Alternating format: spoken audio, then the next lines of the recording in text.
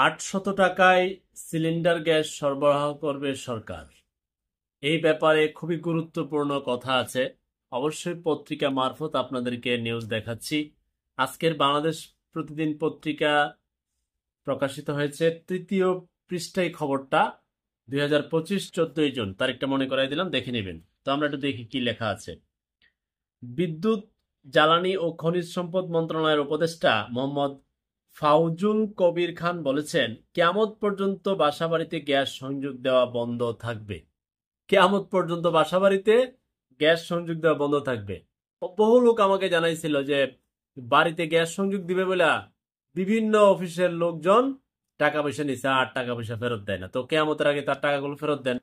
এমন যদি সংবাদ শুনতাম যে কেয়ামত পর্যন্ত এই দেশে সিন্ডিকেট থাকবে না, চাঁদাবাজি থাকবে না, ঘুষ থাকবে না, দুর্নীতি থাকবে না, বাড়িঘর দখল থাকবে না, প্রতিহিংসা রাজধানী থাকবে না, তাহলে কি যে শান্তি লাগতো। কিন্তু সম্ভব না।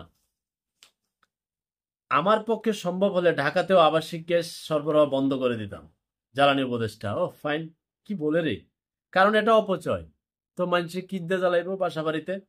শিল্প কারখানা যেখানে গ্যাস পাচ্ছে না, বিদ্যুৎ উৎপাদনের জন্য গ্যাস মিলছে না, সেখানে বাসা বাড়িতে গ্যাস দেওয়া অপচয়। আপনার বাড়িতে কি আছে উপদেষ্টা সাহেব? একটু জানলে জানাইন তো মানুষ। গতকাল দুপুরে সিলেটের কৈলাসটিলা এমএসটি প্ল্যান্ট গোপালগঞ্জ পরিদর্শন শেষে এসব কথা বলেন তিনি। এর আগে তিনি কৈলাসটিলার 2 ও 7 নম্বর কূপ পরিদর্শন করেন উপদেষ্টা। তিনি আরো জানান, সিলেটের 2টি কূপ থেকে 16 মিলিয়ন ঘনফুট গ্যাস জাতীয় গ্রিডে যুক্ত হয়েছে।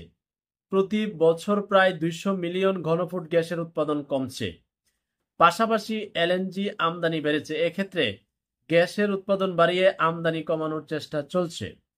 তিনি বলেন, সিলেট সহ যেসব এলাকায় গ্যাস উত্তোলন করা হয় সেসব জায়গায় 800 টাকায় সিলিন্ডার গ্যাস সরবরাহ করবে সরকার। লাইনটা আবার পড়ি। সিলেট সহ যেসব এলাকায় গ্যাস উত্তোলন করা হয় সেসব জায়গায় 800 টাকায় সিলিন্ডার গ্যাস সরবরাহ করবে সরকার। সামনে থেকে বাসাবাড়িতে এলপিজি গ্যাস ব্যবহার করা হবে। এসব আচ্ছা, এই সময় উপদেষ্টার সঙ্গে এখন এই ব্যাপারে আপনারা কে কি বুঝেছেন একটু জানাবেন। কিছুদিন আগে আপনারা জানেন, যমুনা টেলিভিশন একটা রিপোর্ট প্রকাশ করেছিল যে বাংলাদেশের সরকারি সেক্টর থেকে প্রাইভেট সেক্টরগুলো গ্যাস কিনে নাকি সিলিন্ডারে করে বোতলজাত করে 600 টাকারটা কত টাকায় বিক্রি করে? 1600-1700 টাকায়। এই ব্যাপারে রিপোর্ট কিন্তু যমুনা টেলিভিশন করেছিল, আমি না, দেখেছেন। তারপর থেকে আমরা আশাবাদী ছিলাম হয়তো বাংলাদেশের মানুষ পাবে কম দামে। পরে এটা নিয়ে নানান কেজাল টেজাল অভিযান, এরপরে নাই। আবার নিয়ে রাজনৈতিক দলের নেতারা কিন্তু এসব নিয়ে আলোচনা করে না। এরা আছে গণতন্ত্র আর সংবিধান নিয়ে। এরা গেলে এই বেহেস্তের জান্নাতুল ফেরদাউস হয়ে যাবে বাংলাদেশ। আর বড় অসুবিধা যে আছে গ্যাস ট্যাস নিয়ে, মোবাইল কোম্পানির সিটারি মিটারি নিয়ে, এই তাদের খবর নেই। তো অসুবিধা নাই, উনি বলছে।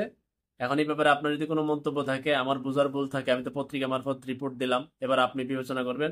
উনি 800 টাকায় কি সিলিন্ডার গ্যাস সরবরাহ করবেন, কি এলপিজি বাসা বাড়িতে দিবেন, আপনাদের যারা জানা আছে কমেন্ট করবেন।